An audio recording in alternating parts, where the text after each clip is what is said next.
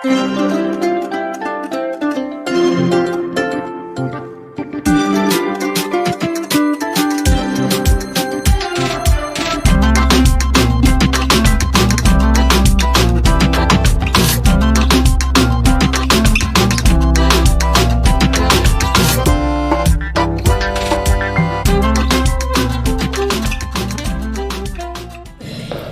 இரட்சகருமாகிய இயேசு கிறிஸ்துவின் பெரிய நாமத்திலே உங்கள் அனைவரையும் வாழ்த்து வரவேற்றுக் கொள்கிறேன்.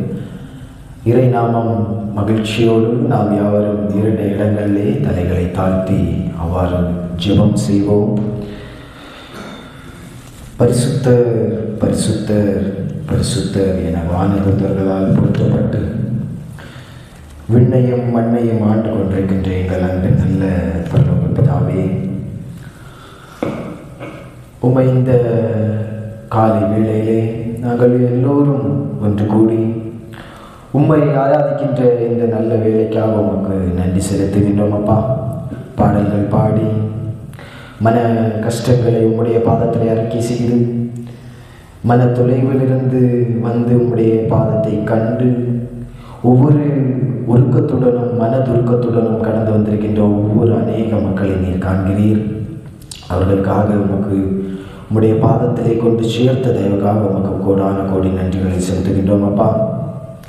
கடந்த நாட்கள்கள், நிமிடங்கள், வருஷங்கள் எல்லாம் எங்களுக்கு கண்ணன் கண்மணி போல உம்முடைய சேற்றங்களிலே மறைத்து பாதுகாத்தீரே. அதற்கு கோடான கோடி நன்றி அப்பா.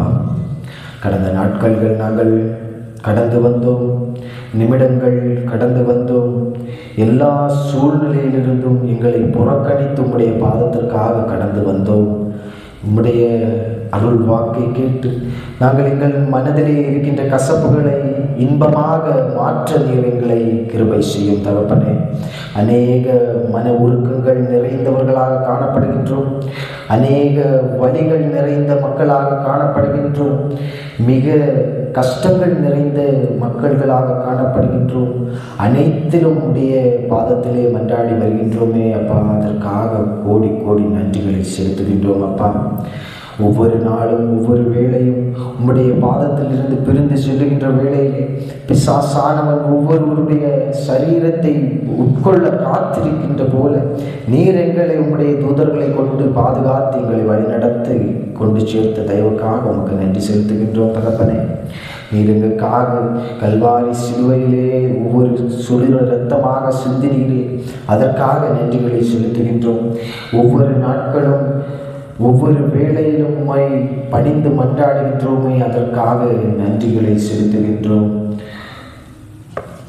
அநேக கடின வேளைகளே ஒவ்வொரு காலத்திலும் ஒவ்வொரு வேளையிலும் உம்முடைய பாதத்திலே அறிக்கையிடுகிறோம் சுவாமி. நீரே எங்களை கண்ணோக்கி பாரும் தகப்பனே. வாஞ்சியோடு மக்கள் காத்திருக்கின்ற ஒவ்வொருவரையும் வாஞ்சியோடு காண செய்கிறீர் தகப்பனே. ஒவ்வொரு விண்ணப்பங்களோடு வருகின்ற மக்களை அவர்கள் ஏறெடுக்கின்ற விண்ணப்பத்தின் நிமித்தம் அவர்களுக்கு ஏற்ற ஒரு சுகத்தையும் பலத்தையும் கொடுக்க நேர்கிறவை செய்யும் தகப்பனே. தொடக்கம் முதல் முடிவரை எங்களோடு வந்து வழி நடத்தும் தகப்பனே. மீட்பு பாதம் ஜெபிக்கிறோம். ஜெபம் கேளு எங்கள் அன்பு நல்ல பரலோக பிதாவே. ஆமென். நாம் யாவரும் உற்சாகத்துடன் பாடல் புத்தகத்திலே 4வது பாடலை நாம் யாவரும் இணைந்து பாடுவோம். 4வது பாடல் யாவருக்கும் நன்றாக அறிந்த பாடல். நாம் உற்சாகத்தோடு 4வது பாடலை பாடுவோம். எந்த காலத்திலும் எந்த நேரத்திலும் நன்றியால் உம்மை நான் துதிப்பேன் என்கின்ற பாடலை யாவரும் உற்சாகத்தோடு பாடுவோம்.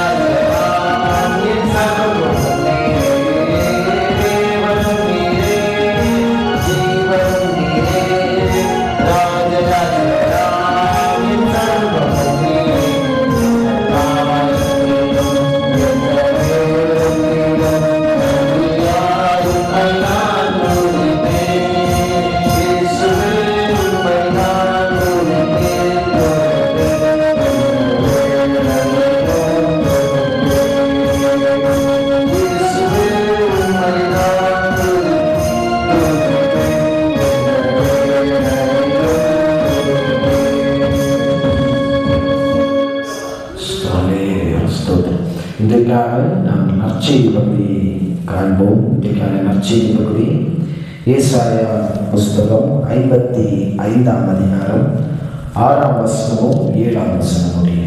ஏசாயா 55ஆம் அதிகாரம் 6ஆம் வசனமும் 7ஆம் வசனமும்.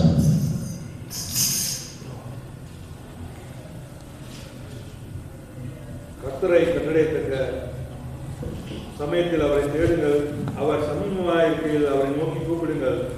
துன்மார்க்கன் தன் வழியையும் அக்கிரமக்காரன் தன் நினைவுகளையும் விட்டு கர்த்தரிடத்தில் திரும்ப கடவான். அவர் அவன் மேல் மனதுருவார். நம்முடைய தேவனத்திற்கே திரும்ப கடவான். அவர் மன்னிக்கிறதற்கு தயை கொடுத்திருக்கிறார் என்பது இன்றைக்கான நற்செய்தி பகுதி வாசித்து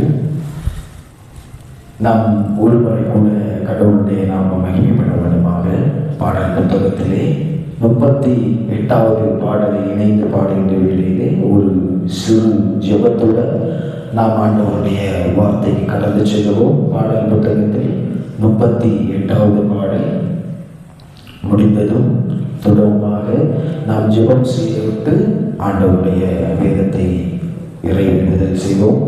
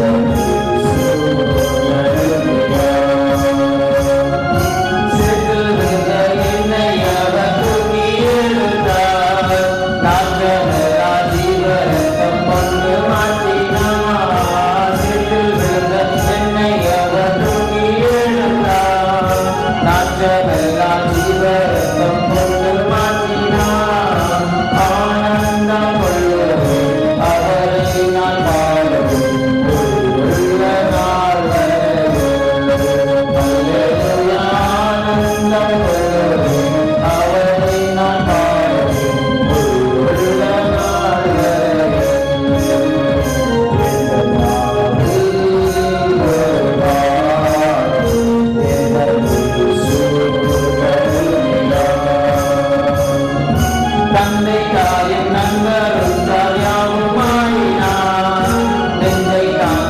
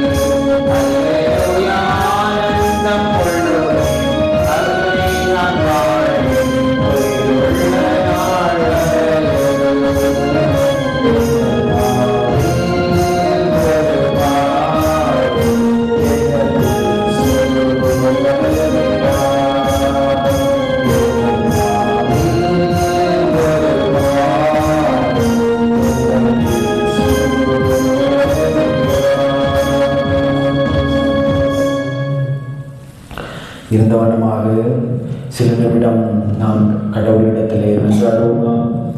நாம் செய்த ஒவ்வொரு தினத்திலே செய்த பாவங்களை அறிக்கையிடுவோமா? செய்த ஒவ்வொரு நாளிலே நாம் பல பாவிகளாக காணப்பட்டோம், துன்புறுத்தவர்களாக காணப்பட்டோம், ஒருவரை புரிந்து கொள்ள மனது இயலற்றவர்களாக காணப்பட்டோம். அனைத்திற்காக நாம் கடவுளிடத்திலே மன்றாடுவோமா? மன்றாடி கடவுளிடத்திலிருந்து அனைத்தையும் நாம் பெற்றுக்கொள்வோமா? இயேசுவானவர் நமக்காக கல்வாரி சிலுவையிலே ஒவ்வொரு இரத்தங்கள் சிந்த மனிதன் உடைய பாவத்திற்காக தானே முன்வந்து தன்னுடைய ஜீவனை கொடுத்து அனைத்து மக்களுடைய பாவத்திற்கும் அவர் உயிர் பலியாக பாவத்தை போக்கி மனித குலத்திற்கு மீண்டும் ஒரு மீட்பை தந்த அவருக்காக நாம் மன்றாடுவோமா? அதன் நிமித்தம் நாம் செய்கின்ற பாவங்கள் ஒன்றையாவது நாம் ஒப்பிட்டு பார்க்கின்ற வேளையிலே செய்கின்ற பாவங்கள் கொடுகின்றன. ஆயினும் இயேசுவினிடத்திலிருந்து நாம் பிரிந்து செல்லுகின்ற மக்களாக காணப்படுகின்றோம். எதற்காக பிரிந்து செல்லுகின்றோம் என்கின்றதை நாம் மனதிலிடத்திலே கேட்க இருக்கப்பட வேண்டும். அந்த கேள்வியின் மூலமாக விசுவாசிகளாக காணப்பட வேண்டும். விசுவாசத்தின் நிமித்தம் நீதிமான் பிழைப்பான் என்று சொன்னது போல அநேக விசுவாசிகளை நாம் பார்க்கின்றோம். ஒவ்வொரு விசுவாசிகள் தானே முன்வந்து சாட்சிகளையும் கூறி அவர்களுடைய வாழ்வு மிக இன்பமாக காணப்படுகிறது என்று நாம் அறிகின்றோம். ஆயினும் இந்த பாவ உலகிலே நாம் பாவிகளாக இருக்கக்கூடாது. பாவத்தை அனைத்தையும் விட்டு கடவுளிடத்திலே மன்றாடுவோமா? நாம் செய்கின்ற பாவங்கள் ஒவ்வொன்றையும் ஆண்டவர் பாதத்திலே அறிக்கையிடுவோம். தானே கூறியிருக்கின்றார், அனைத்து பாவத்திற்கும் ஆண்டவரிடத்திலே மன்னிப்பு உண்டு. மனம் திரும்பி என்னுடைய ராஜ்யத்திற்கு வருவதற்கு பரலோக ராஜ்யம் அவனுடையது என்று கூறினது போல இயேசுவானவர் கல்வாரி சிலுவையிலே நமக்காக பிரதிபலிப்பாக காணப்படுகின்றார்.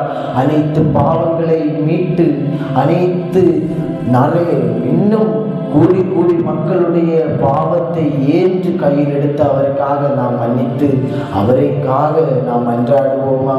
எதற்காக இரத்தத்தை சிந்தினீர், எதற்காக நீர் சிலுவையை தூக்கினீர் என்று நாம் கேள்விகளை கேட்கின்ற வேளையிலே நாம் செய்த ஒவ்வொரு பாவங்கள் நாம் மனதிலே காண்கின்றது. அப்பா, நாம் செய்த பாவங்களை எல்லாம் அறிக்கையிடுவோமா?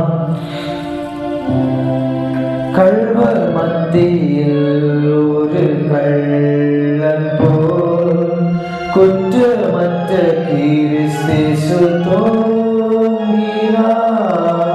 கள்வர் மத்தியில் ஒரு கள்ளன் போல் குற்றமற்ற கிறிஸ்து தோன்றினார்.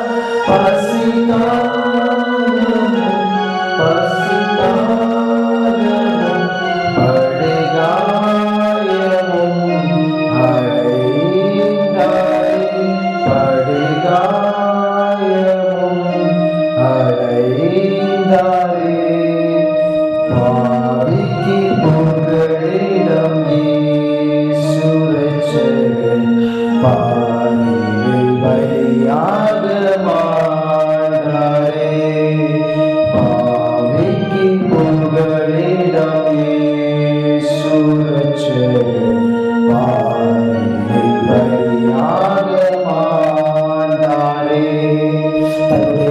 உடல் சோர்விலும் உடல் பலவீனங்கள் அனைத்து மக்களை புறக்கணிக்காமல், அனைத்து மக்களுக்கு எந்த ஒரு தீங்கும் விலகாமல் தானே முன்வந்து தன்னுடைய உடலை கொடுத்து, உடலை அனைத்து காயங்களாக, 1000க்கும் மேற்பட்ட காயங்களாக, அனைத்து இடங்களிலும் சின்ன சின்ன பாட்டு காயங்களாக இரத்தங்கள் சிந்த நமக்காக சிலுவையிலே மரித்தாரே.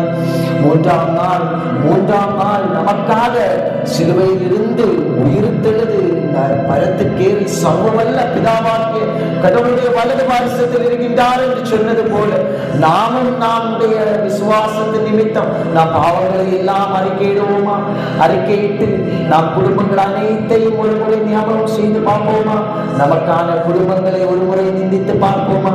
நமக்கான பிள்ளைகள், நமக்கான குடும்பங்கள், நமக்கான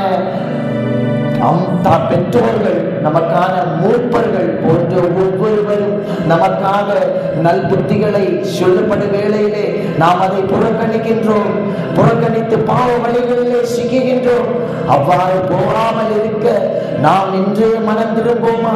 பரலோக ராஜ்யம் உங்களுடையது என்று சொல்லுகின்ற வேளையிலே இயேசுவானவர் ஆண்டவரும் கூறுகின்றார், பரலோக ராஜ்யம் உங்களுடையது, மனம் திரும்புங்கள், பரலோக ராஜ்யம் உங்களுடையது என்று சொன்னது போல அதன் நிமித்தமும் ஒவ்வொரு மனிதனும் விசுவாசத்தின் நிமித்தமும் ஒவ்வொரு மனிதனும் பிழைப்பான். மட்டுமல்லாமல் சிறு பிள்ளைகளை தடை பண்ணாதீர்கள். சிறு பிள்ளைகளுக்கு ஆண்டவருடைய வார்த்தையை கற்றுக் கொடுங்கள். நாம் இன்றைக்கு அனுதினமும் ஆண்டவருடைய வார்த்தைகளை பயின்று கற்றுக்கூடிய பிள்ளைகளாக காணப்படுகின்றோமா? அல்லது ஆண்டவருடைய வார்த்தையை நாம் நிந்திக்கிறவர்களாக காணப்படுகின்றோமா? ஆண்டவருடைய சுவிசேஷத்தை கேட்க காதுள்ளவர்களாக காணப்படுகின்றோமா? ஆண்டவர் இயேசுவானவர் மிக அழகாக கூறுகின்றார், கேட்க காதுள்ளவன் கேட்க கடவன். ஆயினும் இயேசு இந்த ஆண்டவர் உலகத்தை படைத்தார், ஒரு பிழை இல்லாமல் படைத்தார் மனிதனை. அனைத்து மக்களாலும் கேட்கக்கூடும். ஆண்டவர் கூறுகின்றார், அனைத்தையும் கேளுங்கள், அப்பொழுது உங்களுக்கு கொடுக்கப்படும். தட்டுங்கள், அப்பொழுது உங்களுக்கு திறக்கப்படும். தேடுங்கள், அதை நீங்கள் கண்டறிவீர்கள் என்று சொன்னது போல இங்கு இந்த 3 காரியத்திலேயுமே நாம் ஒப்புள்ளவர்களாக காணப்படுகின்றோமா? தேட மனதுள்ளவர்களாக காணப்படுகின்றோமா? கேட்க மனதுள்ளவர்களாக காணப்படுகின்றோமா? கொடுக்க மனதுள்ளவர்களாக காணப்படுகின்றோமா? ஆண்டவரிடத்திலே மன்றாடுவோம். அனைத்திற்கும் பலனாக ஆண்டவரிடத்திலே மன்றாடுவோம். அவர் நமக்காக எல்லா காரியத்திலேயும் சீரும் சிறப்புமாக நம்மை ஆசீர்வதித்து நமக்கு ஏற்ற பலவீனத்திலே பலன் தருவார். குடும்பத்திலே போராட்டம், பிசாசினால் போராட்டம் போன்ற ஒவ்வொரு காரியங்கள் நம் வாழ்க்கை மட்டுமல்லாமல் குடும்பத்தை இரண்டாக பிரிக்கிறது. ஆண்டவர் இயேசுவானவர் கூறினது போல, அப்பாலே போய் சாத்தானே என்று கூறி நாம் நம்முடைய குடும்ப வாழ்க்கையிலே விசுவாசம் உள்ளவர்களாக பிடித்து நிற்க வேண்டும். ஒவ்வொரு விசுவாசம் முறியடிக்கப்படுகின்ற வேளையிலும் அப்பாலே போய் சாத்தானே என்று சொல்லி இயேசுவினிடத்திலே மன்றாட வேண்டும். ஆண்டவரிடத்திலே நாம் இளைப்பாற வேண்டும். குடும்பத்திலே கஷ்டம், கணவன் இடத்திலே கஷ்டம், மனைவியால் கஷ்டம், பிள்ளைகளால் கஷ்டம், பிள்ளைகளுக்கு ஞானம் வேண்டும், பிள்ளைகளுக்கு பலன் வேண்டும், பிள்ளைகள் சோர்வுள்ளவர்களாக காணப்படுகின்றார்கள் என்கின்ற நிலையிலே நாம் ஆண்டவரிடத்திலே அறிக்கை செய்கின்றோம். ஆண்டவரிடத்திலே கேளுங்கள், அப்பொழுது அவர் கொடுப்பார், அப்பொழுது அவர் கண்டடைவீர்கள் போன்ற ஒவ்வொரு காரியத்திலும் ஆண்டவரிடத்திலே தேடுங்கள். கிறிஸ்துவுக்குள் பிரியமானவர்களே, நாம் இன்றைய நாளிலே அநேக உலக சூழ்நிலைக்காக நாம் புறப்பணிக்கப்பட்டிருக்கின்றோம். பிசாசானவன் உலக சூழ்நிலையிலே மூழ்கடிப்பது எப்படி என்று ஒரு மனிதனை உலக சூழ்நிலைக்குள் மூழ்கடிப்பது, பாவத்திற்குள் எப்படி இழுப்பது என்று காத்திருக்கின்றான். மனம் திரும்புங்கள். விசுவாசத்தின் நிமித்தம் ஒரு மனதை திறந்து ஆண்டவரிடத்திலே கேளுங்கள். ஆண்டவரே, நான் இவ்வாறு இருந்தேன், இவ்வாறு என்னை மாற்றும், இவ்வாறு எனக்கு அற்புதம் செய்யும், என் உடலை எனக்கு சீர்படுத்தும், என் உடலை எனக்கு திருப்பித்தாரும், என் உடலிலே இருக்கின்ற கஷ்டங்கள் அனைத்தையும் முறியடித்து போடும். அப்பா, பாவங்கள் இருக்கின்றன, பாவங்கள் அனைத்தையும் மாற்றும். ஒவ்வொரு காரியத்திலும் ஆண்டவரிடத்திலே நாம் மனது உருகி இரக்கத்துடனே பெற்றுக்கொள்வோமா போன்ற ஒவ்வொரு நாட்கள், ஒவ்வொரு நிமிடங்கள் அவர் அழகாக கூறுகின்றார், வருவாய் தருணமிதுவே அழைக்கிறாரே வல்ல ஆண்டவர் இயேசு வருவாய் தருணமிதுவே அழைக்கிறாரே வல்ல ஆண்டவர் இயேசு வாழ்நாளையெல்லாம் வீணானா வருத்தத்தோடு கழிப்பதே வாழ்நாளையெல்லாம் வீணானா வருத்தத்தோடு கழிப்பதே வந்தவர் மாதம் சரணடைந்தார்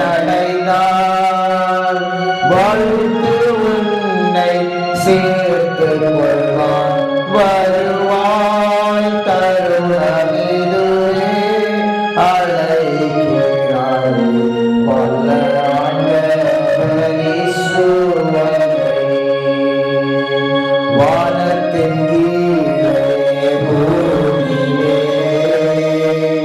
வானவர் இயேசு நாமமெல்லாம் வானத்தின் கீழே பூமியிலே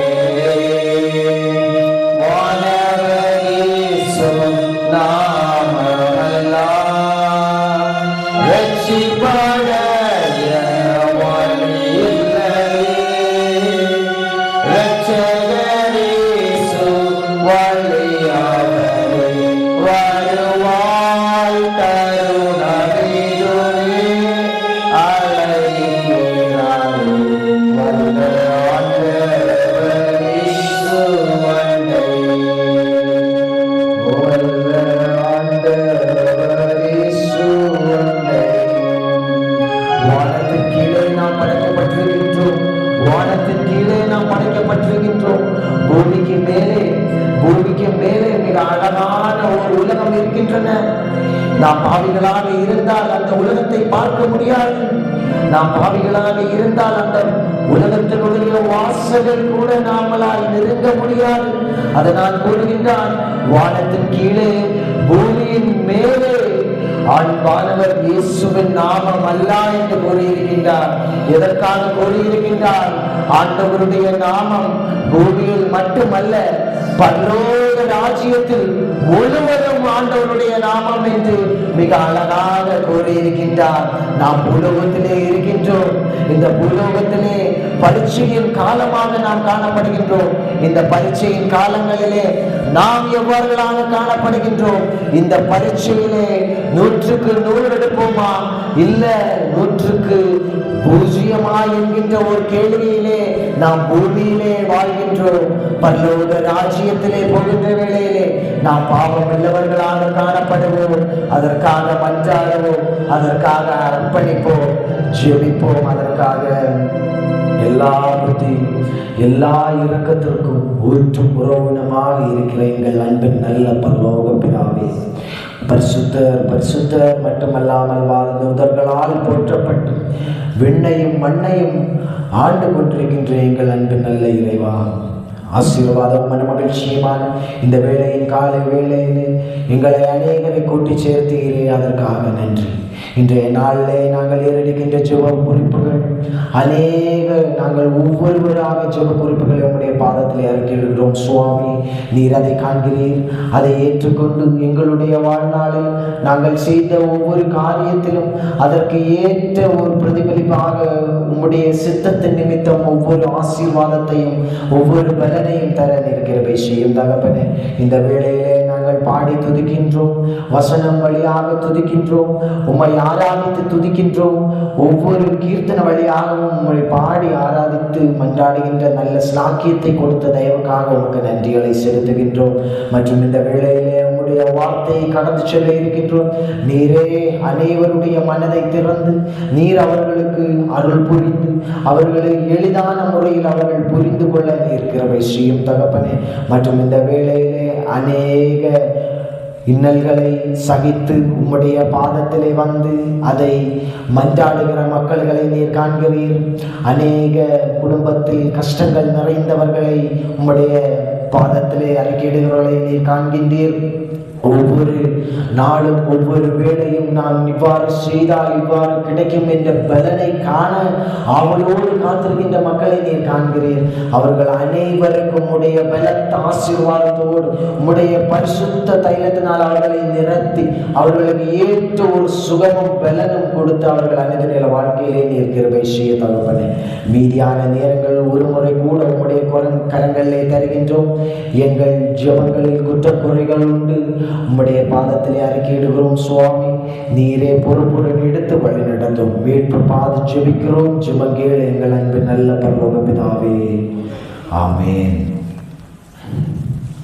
நாம் இன்றைக்கான இறை வேண்டுதலுக்காக, அதாவது நற்செய்திக்காக கடந்து செல்லுவோம். அதாவது நாம் வாசிக்க கேட்ட நற்செய்தி பகுதி ஏசாயா 55ஆம் புஸ்தகம் 56ஆம் வசனமும் 7ஆம் வசனமும் ஆக. இதன் நிமித்தம் ஒவ்வொரு தலைப்பின் மூலமாக ஒவ்வொரு விளக்கத்தை கூறி இன்றைய நாளினுடைய நற்செய்தியை சிறப்பிப்போம். இன்றைய நாளினுடைய, அதாவது ஏசாயா 55ஆம் அதிகாரம் 6ஆம் வசனமும் 7ஆம் வசனமும் மிக அழகான ஒரு கருத்தை கூறுகிறது. கர்த்தரை கண்டடைய தக்க சமயத்தில் அவரை தேடுங்கள்.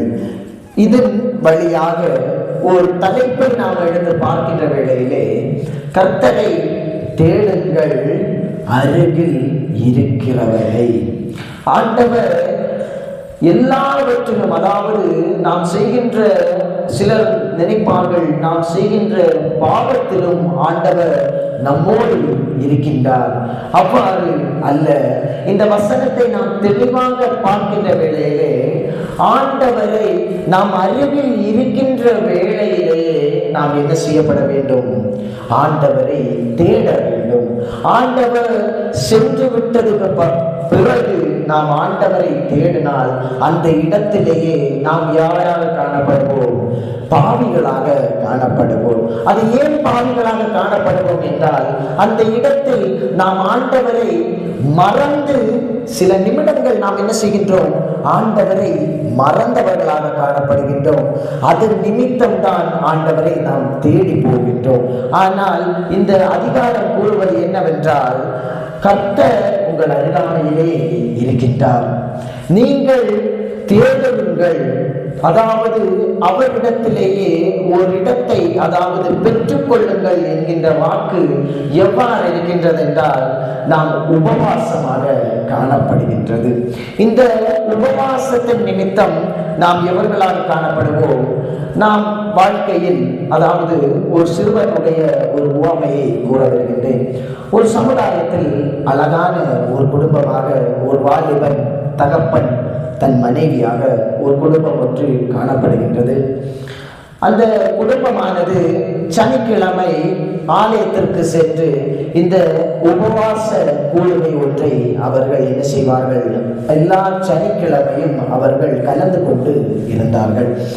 ஆனால் ஒரு நாள் இவர் என்னவென்றால், இந்த சனிக்கிழமை என்று சொல்லுகின்ற வேளையிலே காலை வேளை முதல் மதியான வேளை வரை அவர்கள் என்ன செய்ய மாட்டார்கள்? உணவை சாப்பிடாமல் ஆண்டவரிடத்திலேயே மன்றாடுவதற்காக குடும்பமாக செல்லுகின்றார்கள். இந்த குடும்பமாக செல்லுகின்ற வேளையிலே அந்த சிறுவன், அதாவது அந்த குடும்பத்தில் உள்ள சிறுவன் தகப்பனாரிடத்திலேயே ஆலயத்துக்கு சென்று கொண்டிருக்கின்ற வழி அருகாமையில் நெல் பயிர்களும் மாம்பழங்களும் நிற்கின்றன. அப்பா, எனக்கு வயிறு பசிக்கிறது, எனக்கு கொஞ்சம் நெற்கயிறு அல்லது மாம்பழத்தை சாப்பிடுவதற்கு பறித்து தாருங்கள் என்று கூறுகின்றார். அப்பொழுது அவருடைய தகப்பனார் கூறுகின்றார், இல்லை மகனே, இங்கு யாரும் இல்லை என்று நீ காணக்கூடாது, இங்கு ஒருவர் இருக்கின்றார், நம்மளை பார்த்து கொண்டு இருக்கின்றார் என்று. அவ்வாறு கூறிய உடனே அவருடைய தகப்பனார் தன்னுடைய மகனுடைய மனநிலை எவ்வாறு இருக்கும் என்கின்றதை பரீட்சை வைப்பதற்காக அவ்வாறு கேட்கின்றான். மகன் கூறுகின்றான், அப்படியாப்பா, ஆனால் ஒரு சிலதை நாம் பறித்து பசிக்காக உண்டால் கடவுள் அதை தண்டிப்பாரா என்று அவன் கேட்கின்றான். அப்பொழுது தகப்பனார் கூறுகின்றார், மகனே, இது என்னுடைய தோட்டத்தில் உள்ள கனி என்றால் நீ பறித்து சாப்பிடு. ஆனால் அடுத்தவர்களுக்கு இருக்கின்ற தோட்டம் என்று சொல்லுகின்ற வேளையிலே நீர் அவரிடத்திலே கேட்டு இதை எடுப்பது அது உனக்கு மிகுந்த ஒரு ஆசீர்வாதத்தை கொடுக்கும் என்று கூறுகின்றார். அவ்வாறு கூறி அன்றைய தினம் காலை வேளையிலே ஆலயத்திற்கு சென்று அவர் உபவாச கூட்டத்தை அழகாக முடித்துவிட்டு வீட்டிற்கு திரும்புகின்றார்கள். இந்த வீட்டிற்கு திரும்புகின்ற வேளையிலே தகப்பனாருக்கு என்ன உண்டாயிற்று? பசி உண்டாயிற்று. இந்த தகப்பனார் என்ன செய்கின்றார்? ஒரு தோட்டத்தை பார்க்கின்றார். தோட்டத்திலே உள்ளே சென்று விட்டு மாம்பழத்தை பறிப்பதற்கு ஆவலாக நிற்கின்றார். மகன் கூறுகின்றான், அப்பா, நீங்கள் செய்வது தவறு. ஆண்டவர் என்ன செய்கின்றார்? உங்கள் அருகாமையில் இருக்கின்றார். எனவே இங்கு அவன் காலை தினத்திலேயே உபவாசத்திற்கு சென்றான். அங்கே என்ன காணப்பட்டது? பரீட்சையின் காலம் காணப்பட்டது. இரண்டாவது, வீட்டிற்கு அருகாமை வருகின்ற வேளையிலே தகப்பனார் கூறுகின்றார், மகனே, நீ நான் சொல்வதை கேட்பாயா? அதாவது ஆண்டவருடைய வார்த்தையை நீ ஒரு முறை சொன்னவுடன் கேட்பாயா என்கின்ற நீதிக்காக அவர் என்ன செய்கின்றார்? பரீட்சையாக மகனிடத்திலே வைக்கின்றார். அவ்வாறு தான் கிறிஸ்துவுக்குள் பிரியமானவர்களே, இன்றைய நாளும் இன்று நாம் உபவாசத்திற்கு ஒரு குறிப்பிட்ட நேரத்தை ஒதுக்கிவிட்டு மீதியான நேரங்களை நாம் உலக காரியத்திற்கு என்ன செய்கின்றோம்? உலக காரியத்திற்கு நாம் ஒதுக்கி போகின்றவர்களாக காணப்படுகின்றோம். எனவேதான் ஆண்டவர் கூறுகின்றார், நீங்கள் உபவாசம் உணவு இல்லாமல் உபவாசம் எடுப்பது மட்டுமல்ல, நம்முடைய இருதயத்தை தேவனிடத்திலேயே திருப்பி வைக்க வேண்டும். அவரை ஆராய்ந்து தேட வேண்டும் என்று கூறுகின்றார். இதே வசனமும் தான் அதை கூறுகிறது. 7ஆம் வசனத்தை நாம் பார்க்கின்ற வேளையிலே அதில் ஒவ்வொரு மனிதர்கள், அதாவது இந்த உலகத்திலேயே இருக்கக்கூடியதான மனிதர்கள், அதாவது துன்மார்க்கர்கள், அக்கிரமக்காரர்கள், கர்த்தரிடத்திலேயே தன்னுடைய வெளியை கேட்காதவர்கள், அதாவது கர்த்தரை மறுதலிப்பவர்கள், இவர்கள் எல்லோரையும் இந்த 7ஆம் வசனத்திலேயே நாம் பார்க்கலாம். இவர்கள் அனைவரையும் நாம் பார்க்கின்ற வேளையிலே அனைவரையும் விட்டு நாம் என்ன செய்யப்பட வேண்டும்? உபவாசத்திலேயே உறுதியாக இருக்க வேண்டும். முதலாவது மட்டுமல்லாமல், ஒரு மனிதன் தன்னுடைய வாழ்நாளில் பணிகளை செய்கின்றான். மிக ஒரு நல்ல ஒரு நபர் வாழ்க்கையில் பணியை செய்கின்றார். அவர் தன்னுடைய வாழ்க்கையில் ஒரு வேளையில் முழுவதும் பணிகளை செய்கின்றார். ஆண்டவரை விட்டுவிட்டார் என்று நாம் பார்க்கின்ற வேளையிலே அந்த பணியில் எந்த ஒரு பலனும் இல்லாமல் போகும். ஆனால் இயேசுவானவரிடத்திலே நாம் மன்றாடி அவரிடத்திலேயும் நாம் கோரிக்கைகளை கேட்கின்ற வேளையிலே அவரும் நமக்கு ஒரு புதிய பதிலை தருவார். மட்டுமல்லாமல் நாம் எடுத்து வைக்கின்ற ஒரு அடியானது 100% நாம் முன்பதாகவே செல்லலாம் என்கின்ற ஒரு நோக்கத்தை இந்த வசனம் கூறுகிறது. உபவாசம் முதலாவது முதலாவதாக நாம் எவ்வாறு தேட வேண்டும் என்றால், தேவனை தேடும் நேரம். நாம் இந்த தேவனை தேடுகிற நேரம் மட்டும்தான் நமக்கு என்ன ஒரு இன்பமான ஒரு இது இருக்கும்? உபவாசம் இருக்கும். நாம் வீடுகளிலே செல்லுகின்றோம். வீடுகளிலே சென்ற பிறகு நாம் வேதாகமத்தை படிக்கின்றோம், ஜெபம் செய்கின்றோம். ஆனால் குறிப்பிட்ட அந்த ஒரு சில நிமிடங்கள் நம் மனது எவ்வாறு இருக்கும்? ஆண்டவரிடத்திலேயே பிரதிபலிப்பாக காணும். ஆண்டவரிடத்திலேயே பிரதிபலிப்பாக காணும். எவ்வாறென்றால், இந்த வேளை நான் ஜெபம் செய்தேன், எனக்கு மனம் கொஞ்சம் நிம்மதியாக இருக்கிறது, எனக்கு கொஞ்சம் ஆறுதலாக இருக்கிறது என்கின்ற ஒரு காரியம் நமக்கு வருகிறது அல்லவா? இதே காரியத்தின் நிமித்தம்தான் தேவனை முதலாவது நாம் தேடும் நேரமாக காணப்படுகிறது. உபவாச கூடுகைக்கு நாம் வருகின்றோம். ஆனால் இந்த உபவாசம் என்கின்ற ஒரு தலைப்பை நாம் மனதிலே வைக்கின்ற வேளையிலே அந்த ஒரு 5:30 அல்லது ஒரு 4:30 மணி நேரமாவது நாம் என்ன செய்கின்றோம்? ஆண்டவரையே நாம் நிந்தித்து பார்க்கின்றோம். மட்டுமல்லாமல் நம் மனதில் இருக்கின்ற கஷ்டங்களை யாரிடத்திலே அறிக்கையிடுகின்றோம்? ஆண்டவரிடத்திலே அறிக்கையிடுகின்றோம். அதுதான் கூறுகின்றேன், இந்த உபவாசம் முதலாவது நாம் என்ன செய்யப்பட வேண்டும்? நாம் தெளிவான ஒரு முறையில் ஒரு இடத்திலேயே உபவாசம் என்று இருக்க வேண்டும். இதை ஏன் கேட்கிறேன் என்றால், நாம் திங்கள் முதல் வியாழக்கிழமை வரை நமக்கு ஏன் இந்த காலை 4 மணி நேரம் உபவாசம் இருக்க முடியாது?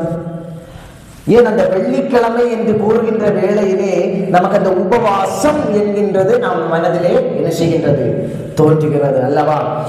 அதைதான் கூறுகின்றேன், அதை தோன்றுவது என்கின்ற கோட்பாடு ஆண்டவரிடத்தில் இல்லை. அந்த வார்த்தையின் பிரதிபலிப்பாக நாம் மனதிலே ஆண்டவரை முழுவதும் நினைத்து கொண்டிருந்தாலே அது என்னதான்? உபவாசமான ஒரு கிரியை தான். மட்டுமல்லாமல் தேவனுடைய காரியத்திலிருந்து புறக்கணிக்கின்ற காரியம் என்னவென்றால், நம்மளுடைய வாழ்க்கை அது பலவிதமான சூழ்நிலைகளை நாம் சந்திக்கின்றோம். பலவிதமான சூழ்நிலைகளிலே நாம் சந்திக்கின்ற வேளையிலே வேலை ஒன்று, பணம் ஒன்று, கல்வி, நல்ல எதிர்காலம், சமாதானம், வெற்றி, இவற்றையும் நாம் ஒரு கோட்பாடுக்குள்ளே கொண்டு வைத்த பிறகுதான் நமக்கு என்ன கிடைக்கும்? ஒரு சமாதானம் கிடைக்கும் அல்லவா? இவ் அனைத்தையும் நாம் வாழ்க்கையிலே நேராக எடுத்து வைக்க கூடாது என்று ஆண்டவர் கூறுகின்றார். மத்தேயு 6ஆம் அதிகாரம் 33ஆம் வசனத்தை நாம் பார்க்கின்ற வேளையிலே, முதலாவது தேவனுடைய ராஜ்யத்தையும் அவருடைய நீதியையும் தேடுங்கள்.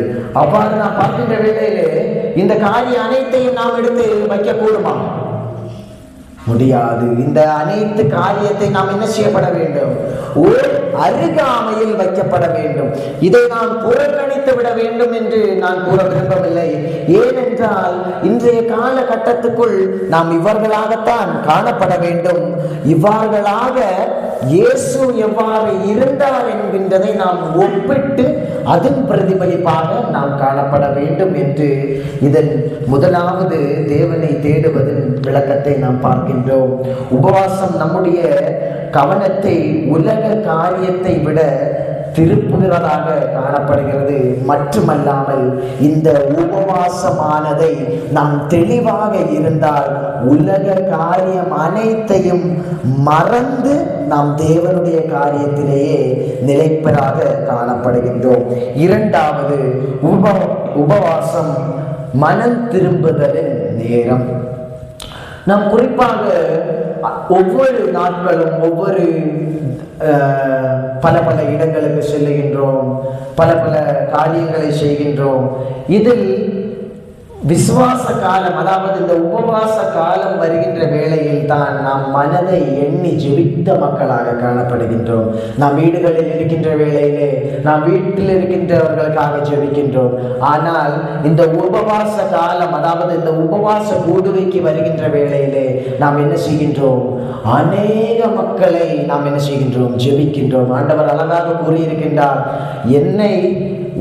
உன்னை விட நீ ஒருவரை நினைத்து ஜெபம் பண்ணினால் அந்த ஆசீர்வாதம் யாருக்கு?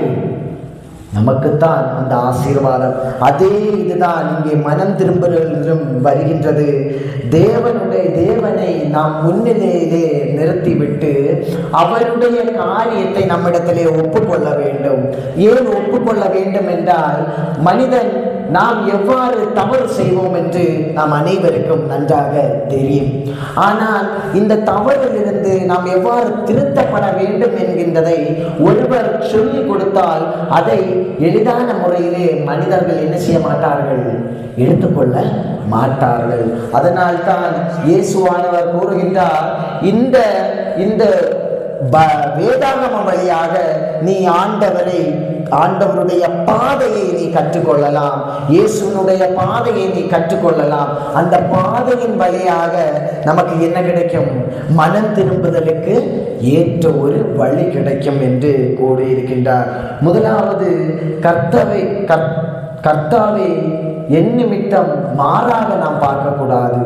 ஏனென்றால் அதேதான் பிசாசானவனும் பார்த்தான். நானும் கடவுளும் ஒன்று என்று அவன் ஒப்பிட்டான் அல்லவா?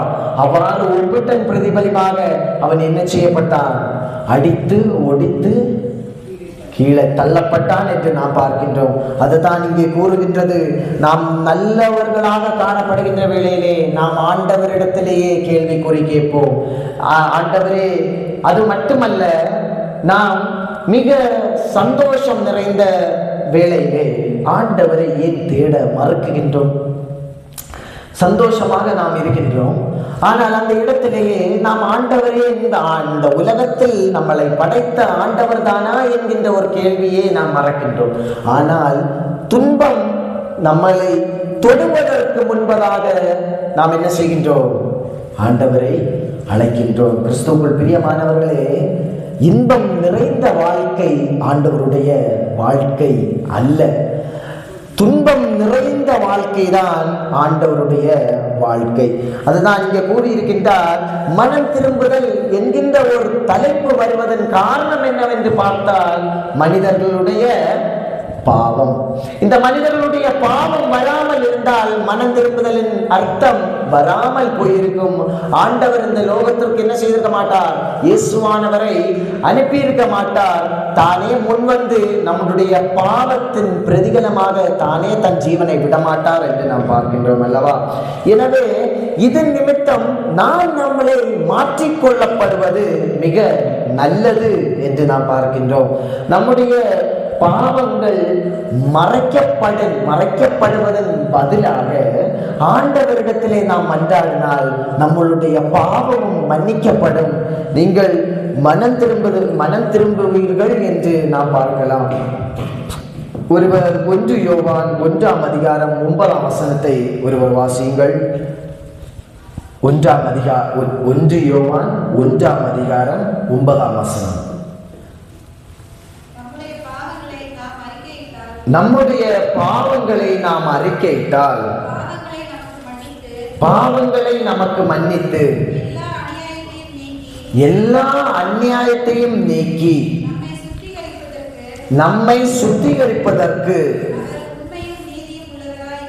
அவர் உண்மையும் நீதியும் உள்ளவராக என்ன செய்கின்றார், இருக்கின்றார். அவர் உண்மை உள்ளவர், அதாவது உண்மையும் நீதியும் உள்ளவராக இருக்கின்றார் என்று நாம் பார்க்கின்ற வேளையிலே இருக்கின்றார். அவர் நமக்காக என்ன செய்கின்றார், நாம் செய்கின்ற பாவத்தை முழு மனதுடன் அவரிடத்திலே அறிக்கையிட்டால் நாம் பாவமானது என்ன செய்யுமா, மன்னிக்கப்படும் என்று இயேசுவானவர் மிக அழகாக கூறுகின்றார். மூன்றாவதாக நாம் பார்க்கின்ற வேளையிலே உபவாசம் தேவனுடைய சத்தத்தை கேட்கும் நேரமாக காணப்படுகிறது. இந்த உபவாசம் தேவனுடைய சத்தத்தை கேட்கப்படுகிற நேரமாக காணப்படுகிறது. அது என்ன, தேவனுடைய சத்தத்தை நாம் கேட்கலாம் என்று பார்த்தோமானால் முந்தைய காலகட்டத்தை நாம் எடுத்து பார்க்கின்ற வேளையிலே ஆண்டவர் மனிதர்களிடத்திலே பரிமாறினார், பேசினார் என்று நாம் என்ன செய்கின்றோம், பழையாற்பாட்டு காலங்களிலே பார்க்கின்றோம். இந்த பழையாற்பாட்டு காலங்கள் ஒரு குறிப்பாக நீங்கள் தெளிவாக பார்க்கின்ற வேளையிலே குறிப்பான நேரத்திலே ஆண்டவர் தன்னுடைய தொடர்பை நிறுத்துகின்றார். அதன் பிரதிபலிப்பாக அநேக அதிசயங்களை, அற்புதங்களை செய்ய வல்லவராக காணப்படுகின்றார். எவ்வாறு என்றால், இயேசுவானவர் ஆண்டவர் தன்னுடைய வாழ்நாளில் மனிதர்களிடத்திலே பேசினதை நிறுத்தின காலத்தை பார்க்கின்ற வேளையிலே பாவமானது என்ன செய்கின்றது? பெருகிக் கொண்டே வருகின்றது. அதாவது பழைய பாட்டில் முதலாவதிலே ஒரு ராஜாவை கூறுகின்றது, பாகா ராஜா அல்லவா? அந்த ராஜாவின் கோத்திரத்திற்கு முன்பதாக நாம் பார்த்தால் ஆண்டவர் என்ன செய்கின்றார்? மனிதர்களிடத்திலே பேசுகின்றார். ஆதாம் இடத்திலே பேசுகின்றார், ஏவாள் இடத்திலே பேசுகின்றார், நோவா பேசுகின்றார். அவ்வாறு ஆண்டவர் பேசுகின்றாரை நாம் பார்க்கலாம். நோவாவினிடத்திலும் ஆண்டவர் பேசினார், தேவதூதன் கொண்டு பேழையை உருவாக்க சொன்னார். அவ்வாறு நாம் பார்க்கின்ற வேளையிலே, அடுத்த காலத்தை நாம் பார்க்கின்ற வேளையிலே, பாகா அரசனிடத்திலிருந்து பாவங்கள் பெருக தொடங்கின. பாவங்கள் எவ்வாறு பெருக தொடங்கின என்றால், மனிதர்களை 4ஆக பிரித்தார்கள். அந்த 4 மனிதர்கள் 8ஆக பிரித்தார்கள். 8 மனிதர்கள் 16 ஆக பிரித்தார்கள். 16 32ஆக போயிற்று. அவ்வாறு ஒவ்வொரு கலாச்சாரம், கோத்திரங்கள் போன்ற அநேக காரியங்கள் மட்டுமல்ல, அந்த இடத்திலேயே மனிதன் யார் என்கின்ற கேள்வி அங்கு வருகின்றது. ஆண்டவர் ஆதியாகம புஸ்தகத்திலேயே மனிதனை படைத்தார் என்று காணப்படுகின்ற நாம் இன்றைய காலகட்டத்திலே மனிதர்கள் யார் என்ற கேள்வி என்ன செய்கின்றது? மக்களுக்குள்ளேயே உலாவுகின்றது. இதன் நிமித்தம்தான் ஆண்டவருடைய சத்தத்தை கேட்கும் நேரமாக காணப்படும். என்னவென்றால், அனைத்தையும் விட்டு ஆண்டவரிடத்திலே வந்தால் ஆண்டவர் என்ன செய்வார்? தன்னுடைய அருள் வாக்கை நம்மிடத்திலே பொழிய செய்வார். தன்னுடைய தூய ஆவியானவரை நம்மிடத்திலே பிரதிபலிப்பார். ஆண்டவருடைய 2ஆம் கோத்திரத்திற்கு பிறகாக ஒவ்வொரு கோத்திரத்தை நாம் எடுத்து பார்க்கின்ற வேளையிலே ஆண்டவர் அதிசயங்களை செய்ய வல்லவராக காணப்படுகின்றார். ஆண்டவருடைய முதல் காரியம் முடிந்து இயேசுவை அழைக்கின்றார். இயேசு நாம் உலகத்துக்கு வருகின்றார். உலகமானது சீர்கெட்டு போயிருந்த காலமாக காணப்படுகிறது. இயேசு வந்த காலம் மிக ஒரு நல்ல காலம் அல்ல. இயேசு இந்த உலகத்திற்கு வந்த காலம் மிக சீர் போன காலம். இதன் நிமித்தம் ஆண்டவர் கூறுகின்றார், எவ்வாறு நாம் ஆண்டவருடைய வார்த்தையை கேட்கலாம் என்று பார்த்தால், இதை புறக்கணிக்கின்ற காரியத்தை நாம் பார்க்கப்பட வேண்டும். முதலாவது ஒவ்வொரு சந்தோஷத்தின் காரியத்தை பார்த்தோம் அல்லவா? இதன் புறக்கணிப்பு காரியம் என்னவென்றால் கவலை, பாவம். வேறு ஒன்றுமில்லை. நாம் கவலை, பாவம், இந்த 2 காரியங்கள் நாம் என்ன செய்கின்றது? ஆண்டவருடைய சத்தத்தை கேட்க விடாமல் செய்கின்றது. இந்த கவலையானது நம் மனிதனுடைய வாழ்க்கையில் வந்தால் அந்த கவலையானது நம்மளை என்ன செய்துவிடும்? அடித்து ஒடித்து ஒருவனை சீராக்கி தான் அதை என்ன செய்யும்? வெளியே வர முடியும். அதே போன்றுதான் பாவமானது. பாவ வாழ்க்கையிலே நாம் உள்ளே விழுந்து விட்டால் அந்த பாவமானது என்ன செய்துவிடும்? நம்மளை மூழ்கடித்து பாவிகளாகவே நம்மளை காக்கும். அதுதான் ஆண்டவர் சங்கீதக்காரன் மிக அழகாக கூறுகின்றார். 46ஆம் சங்கீதம் 10ஆம் வசனத்தை நாம் பார்க்கின்ற வேளையிலே, அமைதியாயிருந்து நானே தேவன் என்று அறிந்து கொள்ளுங்கள். ஆண்டவர் சங்கீதக்காரன் மிக அழகாக கூறுகின்றார், அமைதியாக இருங்கள். இந்த அமைதியாக இருக்கின்ற வேளையிலே கவலைகளும் என்ன செய்ய வராது? கவலையும் நம்மளை தொடாது, பாவமும் நம்மளை தொடாது. அமைதியாக இருங்கள். ஒரு காரியத்திலேயே நாம் என்ன செய்ய போகிறோம் என்கின்ற ஒரு கட்டாயம் வருகின்ற வேளையிலே நாம் என்ன செய்கின்றோம்? நம்மளை நாமே மறந்து விட்டு வேறு அநேக காரியத்திற்குள் போகின்றோம். அது நம்மளை என்ன செய்துவிடும்? பாவத்திற்குள் மூழ்கடித்துவிடும். எனவே அமைதியாக இருந்து ஆண்டவரை தெரிந்து கொள்ளுங்கள். ஆண்டவரை தெரிந்து கொள்ளுவது மிக எளிதான ஒரு காரியம்தான். வேதாகமத்தை மிக நன்றாக என்ன செய்யப்பட வேண்டும்? படிக்க வேண்டும். இந்த வேதாகமத்தை நாம் படிக்க ஆண்டவர் நம்மிடத்தில் என்ன செய்வார்? மிக அழகாக பேசுவார். மகனே என்று கூப்பிட்டு பேசுவார். என்னுடைய ராஜ்யம் யாருடையது? நம்மளுடைய என்று நம்மளிடத்திலே பேசுவார். அது பேசுவதற்கு நாம் என்ன செய்யப்பட வேண்டும்? முதலாவது அமைதியாக இருந்து ஆண்டவரை அறிந்து கொள்ளப்பட வேண்டும். ஆண்டவரை அறியாமல் அவரிடத்திலே மன்றாடினால் அது எந்த ஒரு பலனும் நமக்கு என்ன செய்யாது? தராது. ஆண்டவரிடத்திலே நாம் மனம் உருகி மன்றாடினால் நாம் அனைத்து பலனும் கிடைக்கும். இறுதியாக ஒரே ஒரு கேள்வி மட்டும்தான். நம்மில் ஒரு மாற்றம் இருக்க வேண்டும். நம்மில் ஒரு மாற்றம் என்னவென்றால், இந்த உபவாச காலத்திலேயே நமக்கு என்ன செய்யப்பட வேண்டும்? ஒவ்வொரு மாற்றங்கள் இருக்கப்பட வேண்டும். முதலாவது ஜெப வாழ்க்கையிலே மாற்றம். நாம் ஜெப வாழ்க்கையிலே எவ்வாறு இருக்கின்றோம்? ஜெப வாழ்க்கை யான் செய்கின்ற ஜெபம் ஆண்டவர் கேட்பாரா என்கின்ற ஒரு கேள்விக்குறி அநேக மக்களுக்கு இருக்கும். ஆனால் ஒன்றுமல்ல, நீங்கள் செய்த ஒரு சிறு ஜெபமாயிருந்தாலும் ஆண்டவரிடத்திலே அது என்னவாக இருக்கும்? மிக பெரிதாக இருக்கும். நீங்கள் அறிந்திருப்பீர்கள், 2 வெள்ளிக்காசு வைத்திருந்த ஸ்ரீதான் அந்த இடத்திலேயே அவ்வாறு நாம் பார்க்கின்ற வேளையிலே நாம் நம் வாழ்க்கையிலே ஆண்டவரிடத்தில் மிக குறைவான நேரத்தை ஒதுக்கினாலும் ஆண்டவருக்கு அது மிக பெரிதான நேரம்தான். இரண்டாவது, தேவனுடைய வார்த்தையிலே வளர்ச்சி. தேவனுடைய வார்த்தையிலே வளர்ச்சி என்று கூறுகின்ற வேளையிலே ஒரு வசனத்தை எடுத்து பல விதமாக நாம் என்ன செய்யலாம்? நற்செய்திகளை கொடுக்கலாம் அல்லவா? அவ்வாறு தான் ஒரு வசனத்தை, அந்த வசனத்திலே நாம் வளர்ச்சியாக காணப்பட வேண்டியது இவ்வாறு தான்.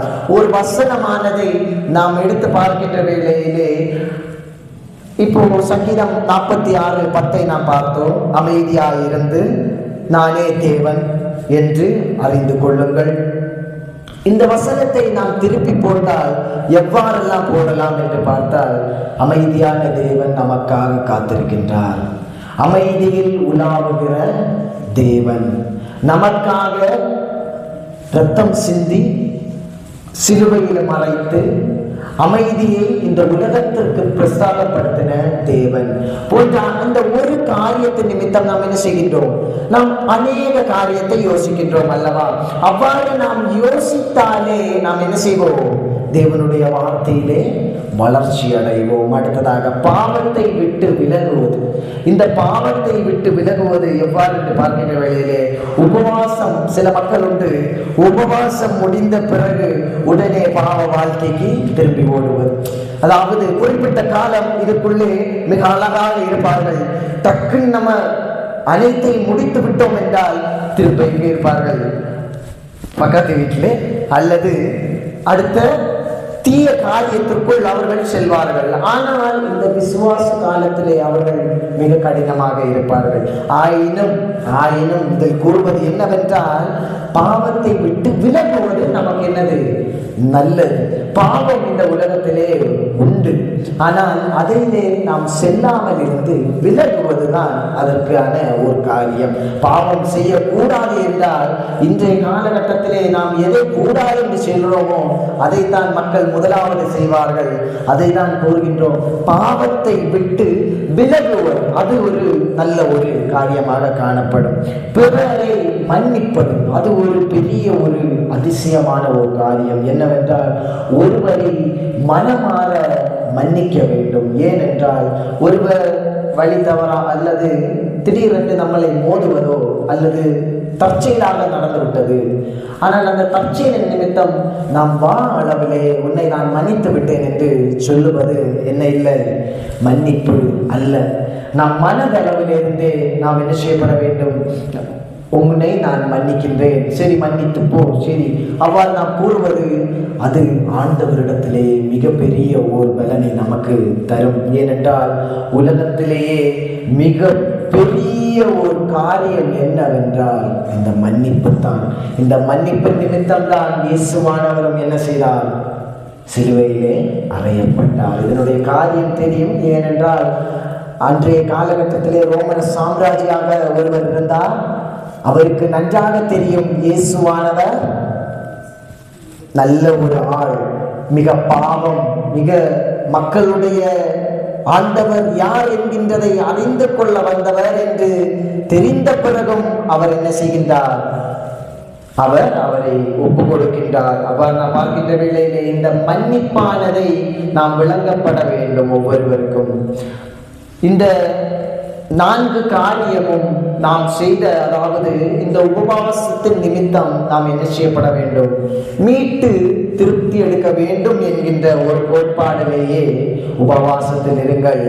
இன்று நாம் தேவனுடைய ஒரு பெரிய ராஜ்யத்திற்குள் பிரவேசிப்பதற்கு நாம் என்னவர்களாக காணப்பட வேண்டும் என்றால், விசுவாசமும் உபவாசம் உள்ள மக்களாக காணப்பட வேண்டும்.